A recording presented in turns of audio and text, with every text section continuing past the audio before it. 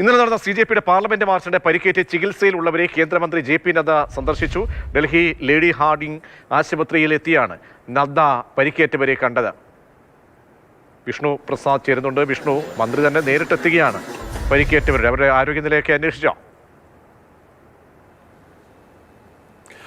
നിലവിൽ ഈ പരിക്കേറ്റ് ചികിത്സയിൽ കഴിയുന്ന പല കുട്ടികളുടെയും ദേഹത്ത് കാര്യമായ മുറിവുകളുണ്ടെങ്കിലും 21 വയസ്സുള്ള ഒരു പെൺകുട്ടിയാണ് ഗുരുതരാവസ്ഥയിലുള്ളത്. ഇവർ വെന്റിലേറ്ററിന്റെ സഹായത്തോടു കൂടിയാണ് ജീവൻ നിലനിർത്തുന്നത് എന്നാണ് ആശുപത്രി വൃത്തങ്ങൾ പറയപ്പെടുന്നത്. എന്തായാലും ഈ പരിക്കേറ്റ വിദ്യാർത്ഥികളെ കാണുന്നതിന് വേണ്ടി കേന്ദ്രമന്ത്രി JP നദ്ദ ഇവിടെ എത്തിയിരുന്നു.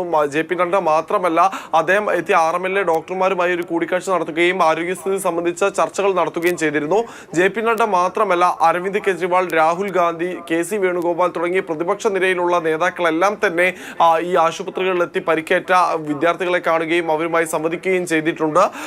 ഏത് വിധത്തിലുള്ള നിയമസഹായം വേണമെങ്കിലും നൽകാമെന്ന് അരവിന്ദ് കെജ്രിവാൾ വിദ്യാർത്ഥികൾക്ക് ഉറപ്പ് നൽകുകയും ചെയ്തിട്ടുണ്ട്. മാത്രമല്ല, ഇടത് നേതാക്കൾ ഇന്ന് ഈ പറയുന്നത് പോലെ ആശുപത്രിയിലെത്തി വിദ്യാർത്ഥികളെ കണ്ടു. അതിനുശേഷം ഇടത് MP-മാർ കേരള ഹൗസിൽ നിന്ന് ജന്തർ മന്ദറിലേക്ക് മാർച്ച് നടത്തുകയും അവിടെ എത്തി വിദ്യാർത്ഥികൾക്ക് പിന്തുണ പ്രഖ്യാപിക്കുകയും ചെയ്തിട്ടുണ്ട്.